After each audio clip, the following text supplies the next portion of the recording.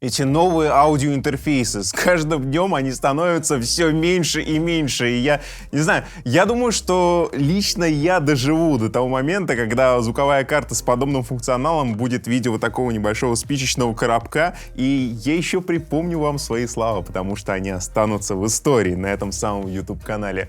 В общем, друзья, здравствуйте и добро пожаловать на «Давай запишем». Здесь мы с вами говорим про аудио, и сегодня обзор на вот такой внешний аудиоинтерфейс от PreSonus. Мы с вами уже делали обзор на Revelator микрофон от PreSonus с достаточно интересной обработкой внутри с помощью DSP-процессора. Здесь что-то подобное, также куча обработки на встроенном DSP-процессоре, но теперь в виде полноценного внешнего аудиоинтерфейса на два канала по входу. Давайте смотреть, давайте слушать, давайте выяснять, что здесь, как и куда. Поехали!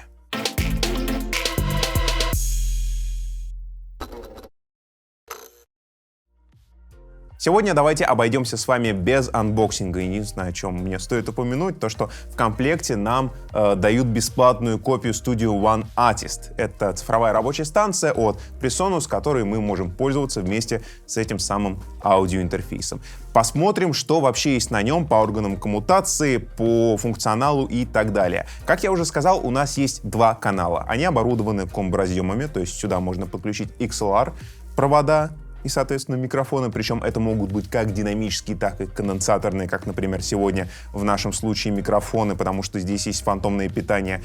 Сюда также можно включить различные инструменты, потому что каждый вход обладает так называемым инструментальным режимом. Линейных входов тут не заявлено, так что будьте внимательны. Кстати, если я уже сказал про конденсаторный микрофон, давайте устроим небольшой интерактив в комментариях, как я это называю. Напишите в комментариях, где сегодня я спрятал петличку.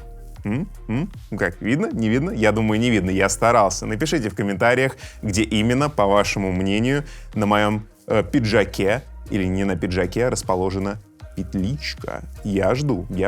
Продолжим. Что у нас здесь есть? Ну, на самом деле функционала здесь хватает, и об этом даже и не скажешь, потому что крутилка здесь, по сути, всего одна. И это очень интересно. Все функции у нас вынесены как бы на эту крутилку и как бы не на нее. Мы можем с помощью нее переключаться, с помощью нее менять параметры. Например, сейчас она отвечает за мастер-громкость, то есть то, что пойдет у вас на мониторы.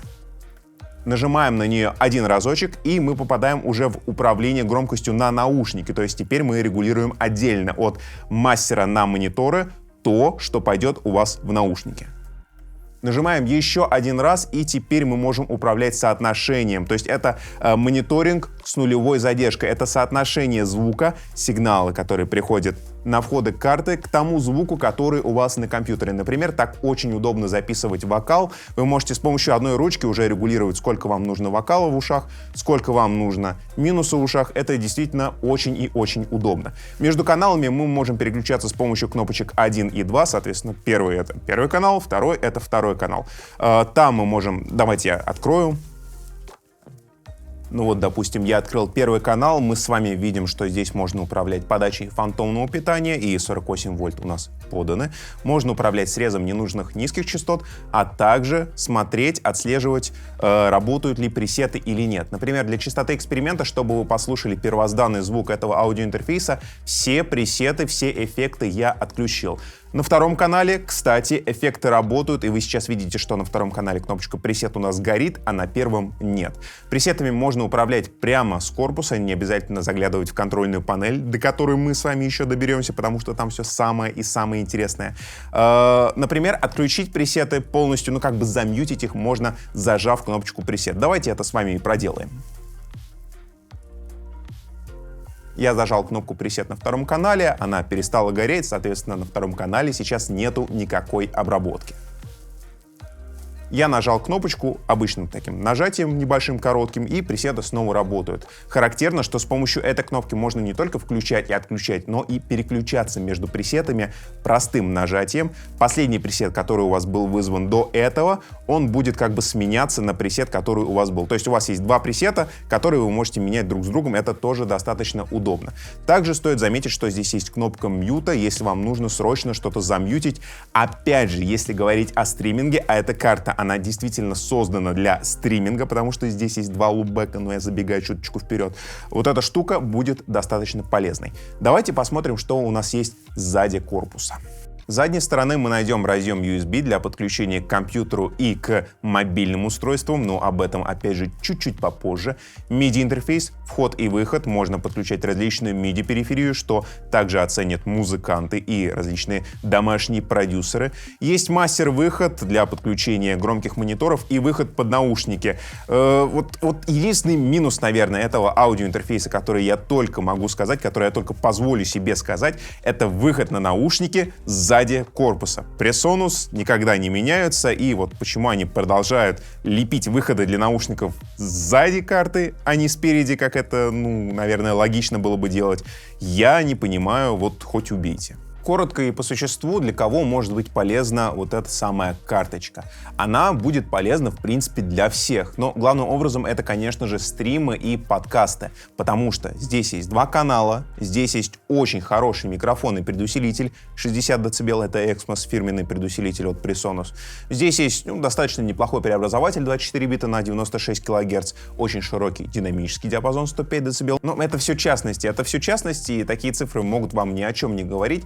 Самое главное, вот у этой карточки, даже несмотря на ее такой маленький, неказистый внешний вид, действительно очень и очень широкий функционал как раз-таки за счет DSP-обработки. Это обработка в реальном времени, которая не ест мощности вашего компьютера и которая дает без какой-либо задержки уже обработанный и достаточно интересный звук. Там есть динамическая обработка, там есть частотная обработка в виде эквалайзера, там есть различная модуляция, какие-то дилеи, даблеры, и мы до них обязательно доберемся. Но для начала все-таки стоит поговорить о том, какие еще могут быть применения вот у этой карты. Естественно, с помощью нее можно записывать музыку. И когда мы говорим о музыке, мы вспоминаем про инструментальный вход, и тут настало все-таки время поговорить о задержке.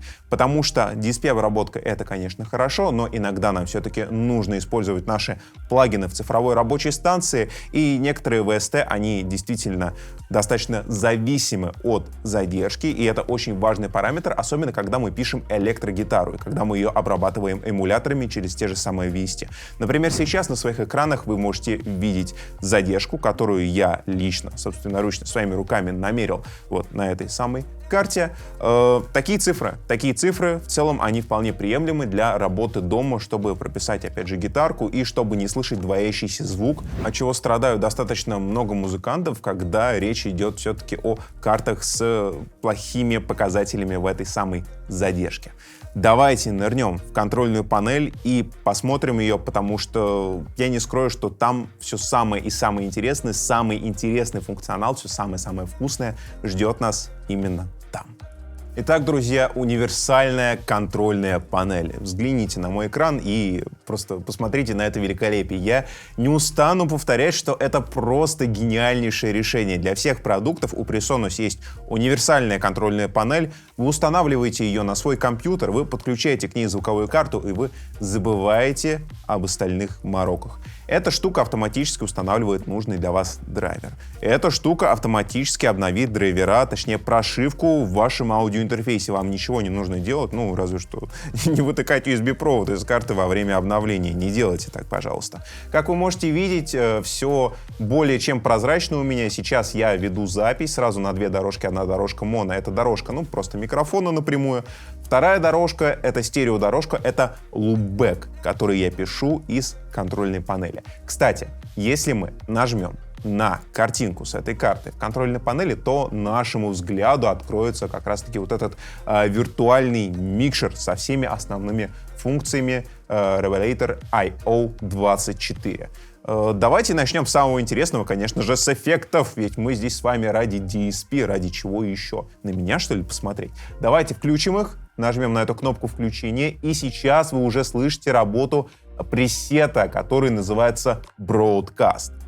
Пресет для различного рода вещания. В частности, стримы и подкасты могут входить вот в этот самый Broadcast. Все работает на вот этом колесике. У нас есть колесико, на него программируются различные пресеты, мы переключаем колесико и получаем новый пресет. Опять же, здесь есть места, допустим, вот такие, где пресетов никаких нет, и это место как раз-таки для ваших пресетов. Вы можете подбирать какие-то сочетания обработки, сохранять их и одним движением колесика, щелчком не могу сказать, движением колесика в нужную сторону, на нужную рисочку вы можете вызывать тот или иной эффект. Давайте послушаем какие-нибудь другие эффекты. Сразу предупреждаю, они тут самые странные могут быть, но для акустической гитары есть эффект, для электрогитары Vintage Channel эффект называется, Slap Echo эффект. Вот такой эффект. И что-то даже такое. Давайте вернемся на бродкаст и уже на примере этого эффекта будем смотреть, что там по обработке. Ну, конечно же, нужно вернуться к кнопочке пресет и что именно она делает. Как я уже сказал, если мы нажимаем ее один раз, она переключается между двумя пресетами. Ну, давайте попробуем что-то проделать подобное. Второй пресет. И снова вернулись на бродкаст. Переключились на второй. И снова вернулись на бродкаст. Как видите, это достаточно удобно, если у вас есть два любимых пресета, вы их запоминаете, нажимаете на эту кнопочку, и между ними можно быстро переключаться. Основная обработка у нас дана в так называемом Fat Channel. То есть, по сути, это Channel Strip, в котором у нас собраны все самые необходимые обработки. И когда я говорю, что здесь есть все самое необходимое, я ни в коем случае не преуменьшаю, не преувеличиваю, точнее, потому что здесь есть действительно все. Тут есть срез низкой частоты, которая вам, может быть, и не нужна. Скорее всего, она вам не нужна. Тут есть гейт, уже пошла динамическая обработка, которая позволяет гасить ненужный шум. Допустим, сейчас я, давайте его отключу вот так без гейта, а вот так уже все работает с гейтом. Он настраивается, и он настраивается отсюда, он настраивается еще, знаете где, вот отсюда, то есть тут есть 3 настройки. Если хотите более детально в дебрях это все крутить, то открываете Fat Channel и настраиваете гейт уже отсюда. Здесь есть компрессия, причем компрессия разная. Сейчас мы с вами слушаем компрессор на пылевых транзисторах, эмуляцию компрессии на пылевых транзисторах. Кстати, вся обработка, которая есть в этом самом DSP, она идет напрямую с полноразмерных цифровых консолей от тех же самых Presonus. То есть та же самая обработка, которая есть на концертных консолях у Presonus, теперь есть и в ваших руках. Давайте посмотрим какой-нибудь другой компрессор, например, ламповый. Так, включим его. Покрутим эту ручку. Так. Ну как, друзья, там стал более теплый и ламповый, как на ваш слух, не находите? Отключим его. Также здесь есть что-то уже более стандартное, то, что вы привыкли видеть, в частности, в цифровых рабочих станциях, в большинстве плагинов, стандартные настройки. Вот. Ну и, конечно же, это очень здорово, то, что вы можете нарулить компрессию уже на этапе попадания звука в карту, без какой-либо задержки. Если у вас есть стрим, то этот самый звук у вас пойдет на стрим. То есть вам не нужно как-то мучиться с Virtual Cable и тому подобными вещами. Все здесь, все в этой коробочке. Это просто восхитительно. Пока я перехожу на следующий блок, которым является, кстати, эквалайзер, стоит упомянуть, что здесь можно менять компрессию и эквалайзер. Не секрет, что от расстановки в цепи компрессора и эквалайзера меняется звук, меняется характер звучания, и здесь одним щелчком можно менять их местами. Соответственно, можно экспериментировать со звучаниями и получать что-то новое и интересное. Эквалайзер у нас вот такого вида, так называемый параметрический эквалайзер. Можно крутить, вертеть, можно менять добротность. Это я все делаю одной рукой с помощью тачпэда. Я просто раздвигаю пальцы, и у меня меняется добротность. Очень интересно и очень удобно. Эквалайзер можно выключить. Так, эквалайзер можно включить, опять же. Давайте его оставим, раз он был у нас уже с самого начала. Дальше у нас что идет? Дальше у нас идет лимитирование. А лимитирование — это очень интересная функция. Это тоже своего рода такой компрессор, который позволит добавить вашему голосу больше радийности, больше такой жесткости, твердости. Ну, давайте я продемонстрирую. Допустим, вот сделаем, наверное, вот так. Я специально сделаю пожестче, и вы уже слышите, как мой голос сжался, он стал звучать более твердо, более жестко, более интересно, более по-дикторски, возможно, вы скажете. И это действительно так, потому что работает лимитер, и это очень-очень интересная функция, которая может помочь вам приукрасить ваш звук на вашей трансляции или в вашем подкасте. И последняя вкладочка — это Voice. Тоже довольно интересно. Тут собрана такая подборка из обработки дополнительной. Так, тут есть даблер, детюнер. А давайте все послушаем. Давайте послушаем, что я буду перечислять. Так, включаем Voice. В таких местах я буду, наверное, переходить на стереотрек с лупбэка, потому что здесь стереоэффекты. И если мы хотим послушать стереоэффекты, то было бы полезно иметь стерео, чтобы его услышать. Так, это даблер. Вот, даблер, он работает. Детюнер. Сделаем побольше. Эффект вокодер. Один. На секунду что-то схлопнулось. Но вроде все в порядке. 1. Следующий эффект — это модуляция. 1, 2, 3.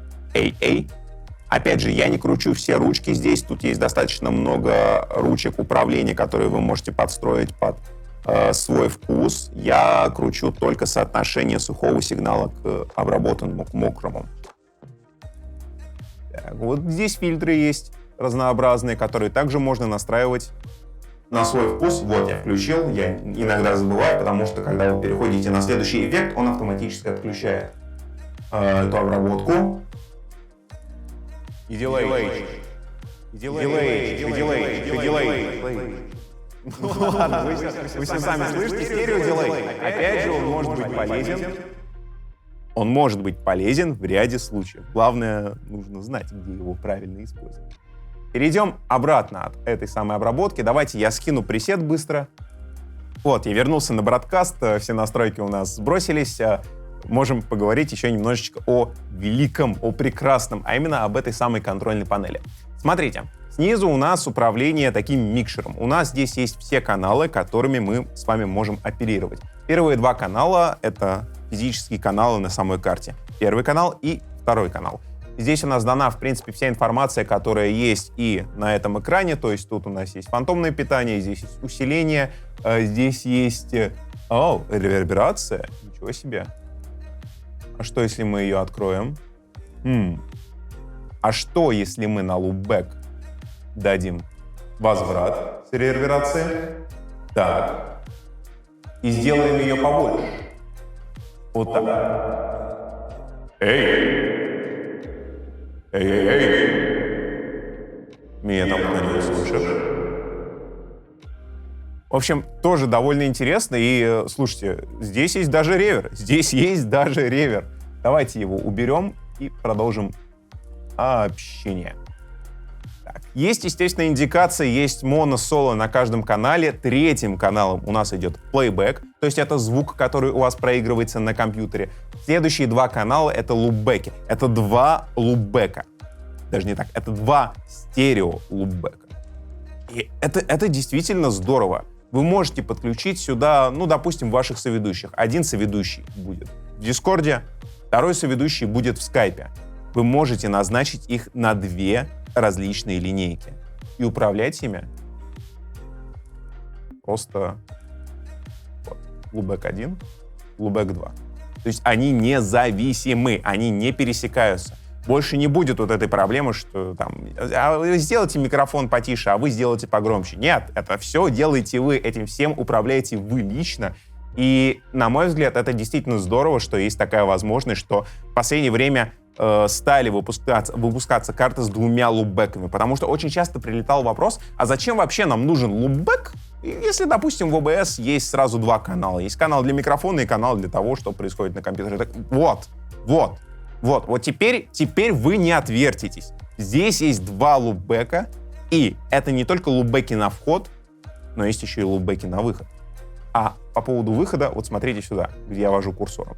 Здесь у нас даны отдельные каналы, отдельные слои на выход, которые идут. Есть главный слой, это стандартно все то, что пойдет у вас на мастер и пойдет у вас в стрим. Ну, это рекорд, мейн. Это все то, что пойдет у вас на трансляцию. И два дополнительных. Это лупбэк 1 и лупбэк 2. Если вы заметили, когда я переключаюсь между слоями, у нас меняется конфигурация фейдеров. То есть все миксы, которые у нас идут на каждый выход, они независимые. То есть мы можем создавать ту или иную отдельную независимую конфигурацию миксов для каждого выхода. И это действительно удобно. Допустим, живой пример. Вот что мы с вами можем делать. У нас есть два лупбэка. И помимо двух лупбэков у нас есть еще основной выход. Где мы их можем применить? Ну, допустим, мы общаемся с кем-то во время стрима по OBS и по скайпу. Ой, по OBS. Общаемся по скайпу, по дискорду, что-то я заговорился. И каждому нашему соведущему, сопартийцу, неважно, мы можем отправлять его собственный звук. То есть мы можем делать ему свой собственный микс и отправлять по лупбэку. На самом деле, я думаю, это как-то слишком сильно мудрено, но это может быть полезно, если вы, допустим, репетируете онлайн с кем-то, и вам нужно одному музыканту посылать один микс, а второму музыканту посылать второй микс. Вот эта вещь, она будет просто вот как нельзя кстати.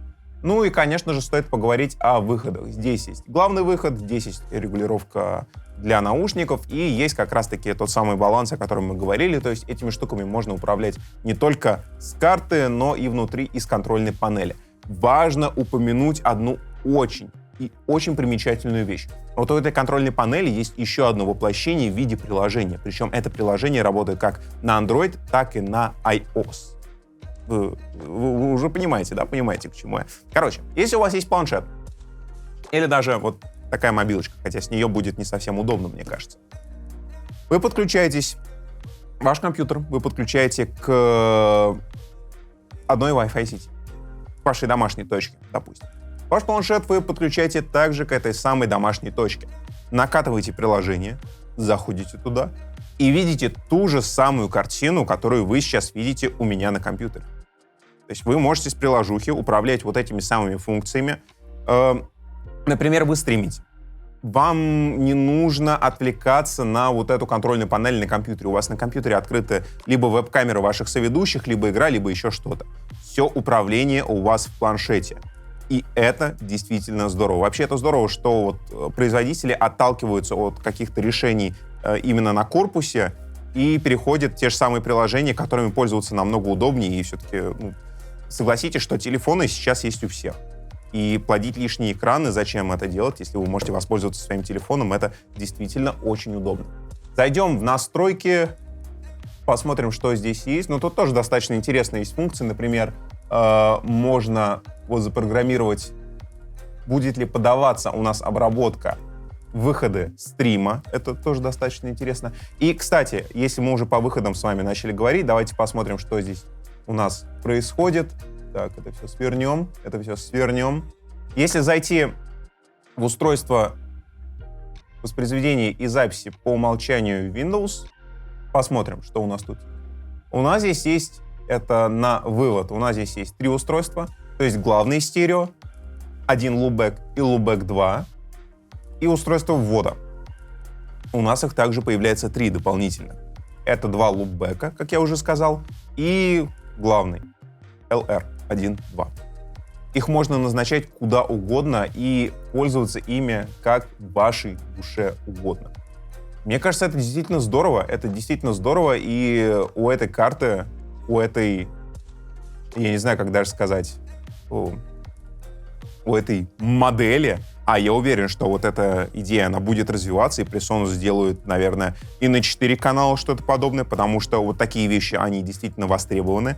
Я уверен, что подобная модель, она будет развиваться в дальнейшем.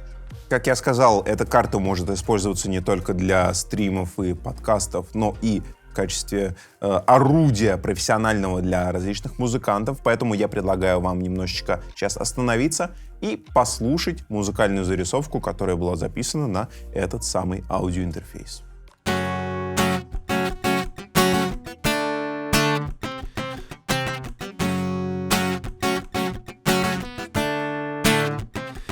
Говорить правду так неохота, особенно если это было 3 года нашей любви.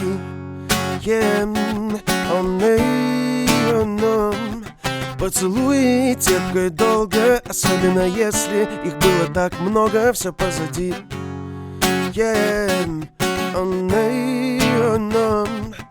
Солнце в зените, коло в правой руке. Ты была так близко, теперь вдалеке. Чтобы ты не сошла с ума, я сказал, что просто болен. Не могу я без тебя, а с тобою быть тем более. Быть тем более.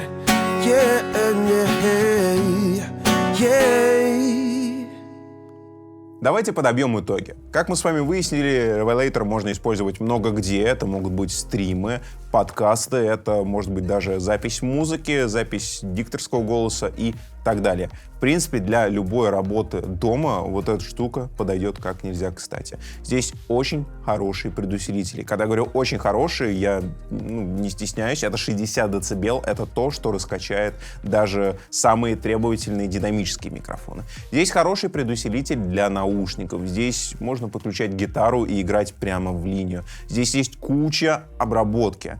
И это действительно так, и тут есть все самое нужное, тут есть гейт, тут есть динамическая обработка, тут есть эквалайзер, тут есть даже лимитирование на выходе, что встретишь, я вам скажу, далеко не везде.